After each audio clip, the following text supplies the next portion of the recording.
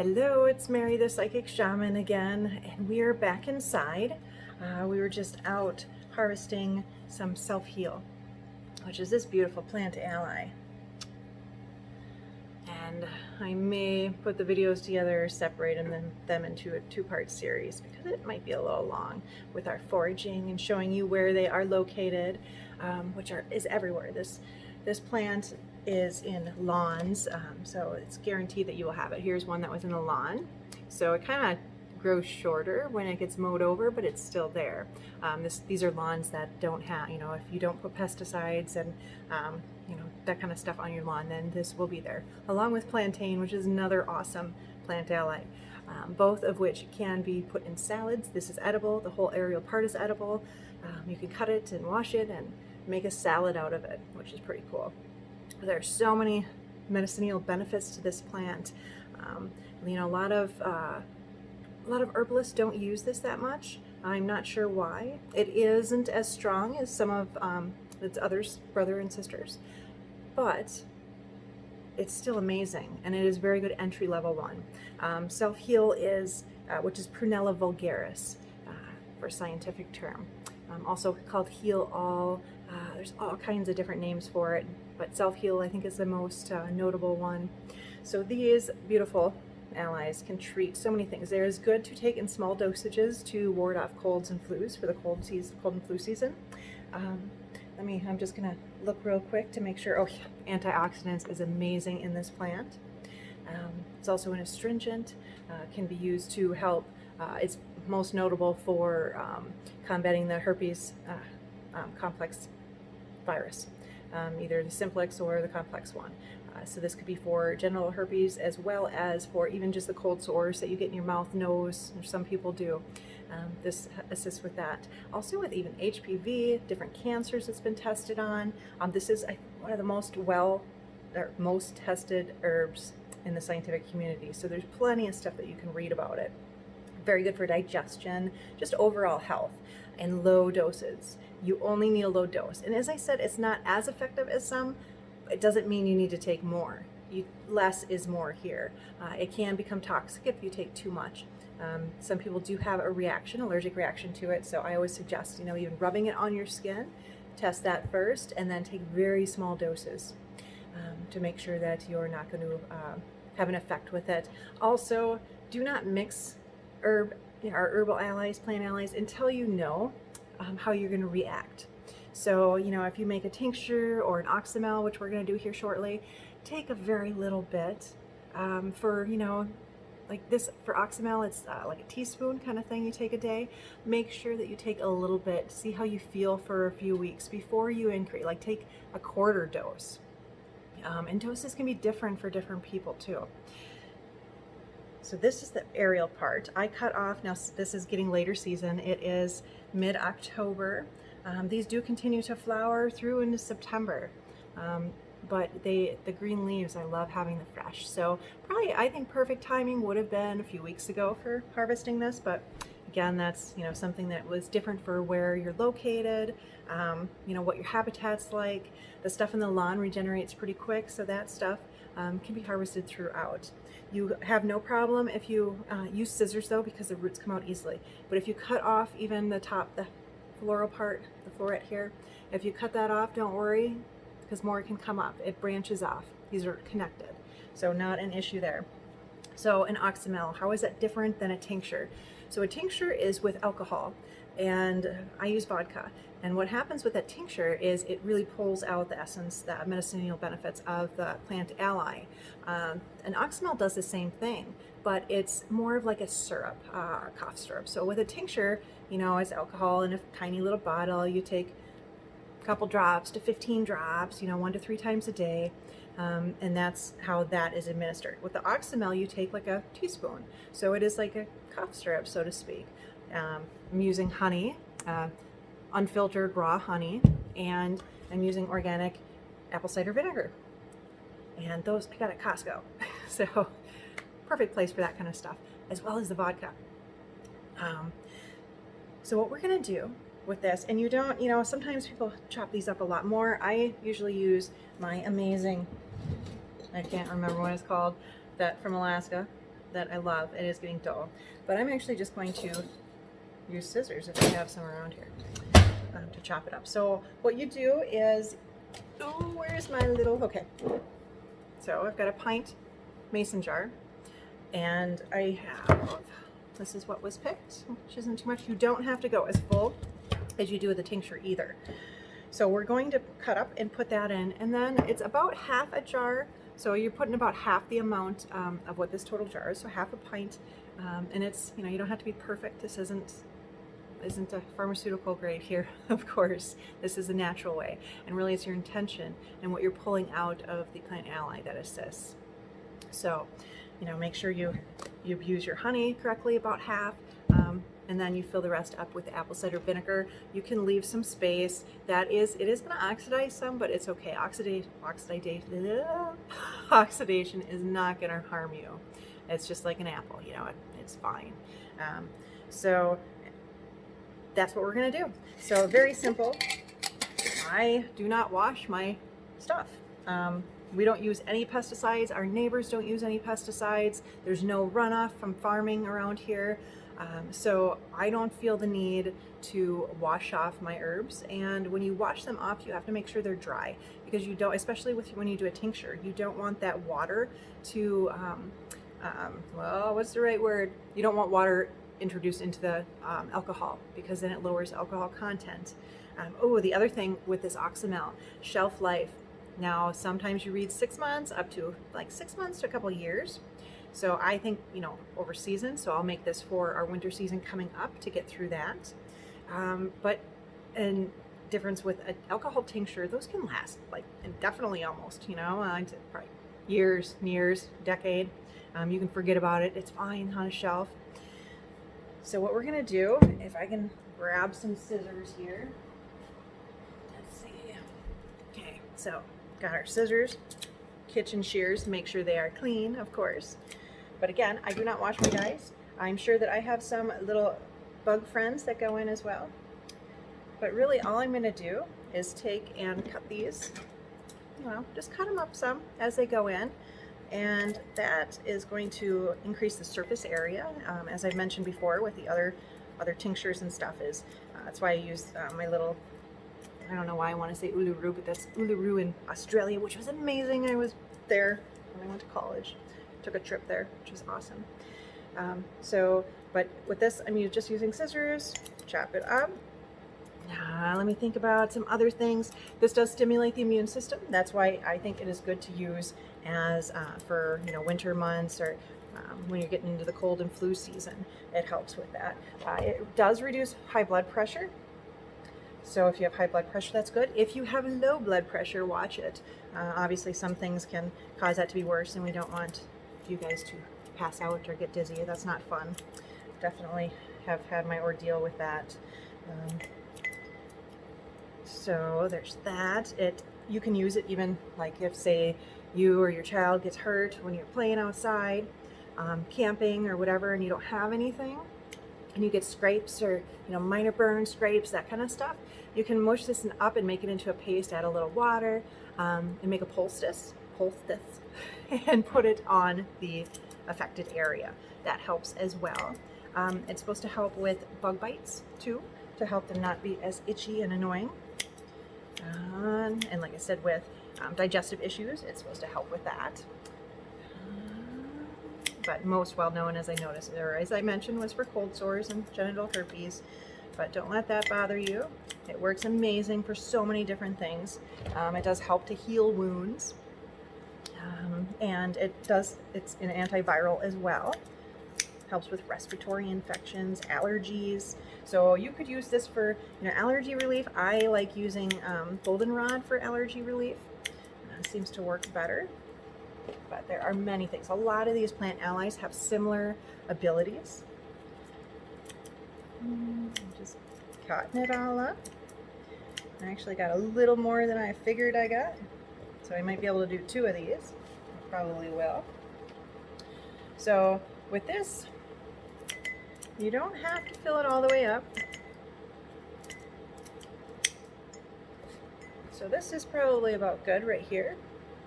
And I've got, what I will probably do actually is Let's do 2 of them since I harvested a little bit more than I was necessary. So it's just cutting these guys up. So right now it is a beautiful time. I am in northeast Wisconsin and not too far, about an hour from the UP, which is a beautiful area. And we have the most amazing falls, which I am getting so excited for. You know, it's mid-August now, and you know, probably have a Indian summer. And we do usually get some warmer weather in August and September, and then October usually starts with the beautiful fall, which trees are just going to be amazing. I'm so excited to be here for that. Such a wonderful thing when you find a place that just feels like home, right? And that we can use all these wonderful plant allies. And as I mentioned in another video, when you harvest, talk to the plants, sing to them. You know, do your research first to know what the medicinal benefits are, and then when you're harvesting, you know, sing to them, thank them. You know, let them know what you're planning to do, and that helps with, you know, how much is pulled out. You know, it may sound hokey if you're not really into this kind of stuff, but it makes a difference. You know, if you, and I think there's even studies on this, just like plants, if you know, the studies on, here's a plant that people bully and here's a plant that people, you know, talk up about how wonderful it is, the difference in the growth patterns. Well, it's kind of similar to that. If you are showing your appreciation to the spirit of the plant, you know, and letting them know what you're going to do and how beautiful they are and how helpful, they're going to respond, right? So then whatever you're using, whether it's vinegar or oil or alcohol to pull those properties out, it's going to be more willing to open up and allow those properties to come out. And it's all about a give and take. You know, and at least I have mentioned before, I like giving offerings to trees, to plants, to just the spirit of the land even.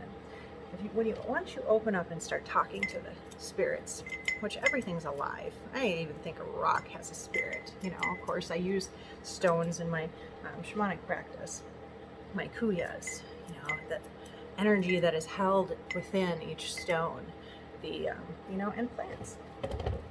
My gosh, trees, they have different personalities. So do plants. So you talk to these beauties as you are harvesting. So now, about equal, got 2. So what I am going to do now, and like I said, this is not perfect science, but it works just as good. So I am going to pour, and if you don't have honey that is that's pourable, you can always put it in the oven about 170, I think, about 10 minutes or so, just to you know, make it so it'll pour easier. This stuff is pretty easy. So I am just going to pour it in. And I am literally just pouring it in. Now what we're going to want to do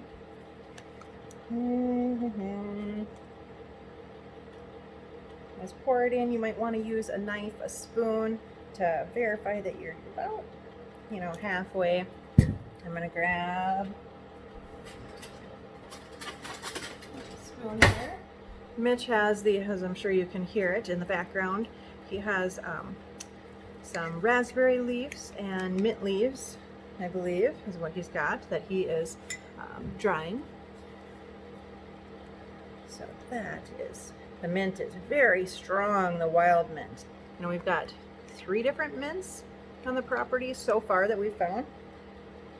And definitely the wild mint, the field mint, is the strongest so far. Oh, there's a little guy trying to get in our Oxymel. So again, this is going to be like a syrup with the honey, and it isn't near as bad as you would think with the, you know, if you're someone who doesn't like the apple cider vinegar, it's actually not too bad. So what I'm doing is I'm mixing this. So I'm pouring it in, and you know, as I mentioned, it is easier to do if the honey is warm. I'm going to pour a little more in. So basically I'm wanting it to be completely in the honey.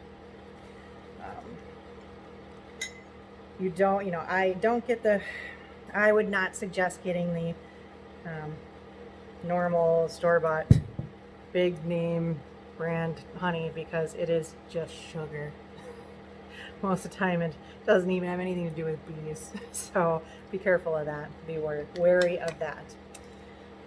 So that looks about right. And again, this is, you know, I use my intuition here. I talk to the plants, I see how they're feeling, you know, with what I'm making. And sometimes I will go and look and see what other people do online. But really, a lot of this is get the base of what, you know, like just get an idea of how to do this. And then start playing with it yourself and see really what comes forth. Now the plant ally should be talking to you. You should, you know, listen to your intuition and know how to go about this. So this is good right there. See, we're about halfway. Everything is completely submerged in the honey. And then we're taking this apple cider vinegar. I gotta shake up. Natural stuff. You gotta shake up. This is the organic apple cider vinegar with the mother, unfiltered and unpasteurized.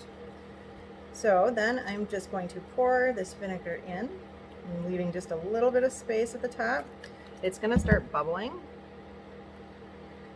And so what I do is take, and we're wanting all the bubbles to come out. All right. And we're gonna mix it. Get all those bubbles out. And then this is the same that it's stored. So we're gonna store this then. Oh, that smells like apple cider vinegar. And honey. And if you feel like, I actually might add a little bit of honey to this. It's just a knowing. You just feel for it, know like, oh, well, maybe I need a little more honey. Then put a little more honey in. And if you're uncomfortable with that, then do follow directions. You can find plenty of them. YouTube tutorials, directions online. You know, as I mentioned, I fill this, you know, with herb about 3/4 of the way, and then you fill half the jar with honey. Make sure you stir it so that it, you know, is on all of the herb, and then you fill it up to, you know, about this top part here, or the first ring, with apple cider vinegar. Then you are going to stir it. You can shake it too. I like to leave this little bit of space so that I don't have to worry about the apple cider vinegar interfering and breaking down the metal on the top, you know, the cover, because that can happen because the apple cider vinegar obviously is very acidic. Some people put parchment paper, saran wrap, any of that. I don't know how I feel about that. Some people have said, well, you don't want to do that because of the soy in it. Soy is not very good, you know, when you're talking about wax paper and that kind of stuff. And as I mentioned, I'm going to add a little more honey to this. So it's really up to you how you're feeling.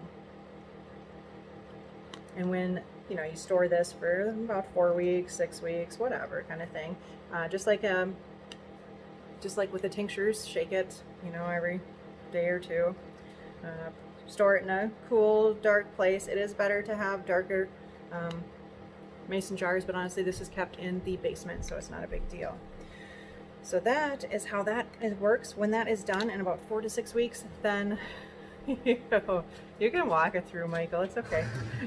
You'll just be on the video. It's my oldest son, Michael. But anyhow, after the 4 to 6 weeks, then strain it out. It's going to be thicker than the alcohol tincture, obviously, and that's okay. So all you do is you can use, you know, double cheesecloth. You can use really a metal strainer, whatever you want. Just make sure to really squeeze, and, you know, whether you use a strainer or the cheesecloth, squeeze out whatever liquid or syrup, you know, that you can from the plant material. And then I always thank the plant material again for its uses. And that is it. So this is an Oxymel for self-heal, which is Prunella vulgaris, which is common. Vulgaris is common. So that is that. I am going to make the other one and let you guys go. So I appreciate you being with me for this, and I hope you got something out of it. Thank you very, very much, and we will talk soon. See ya.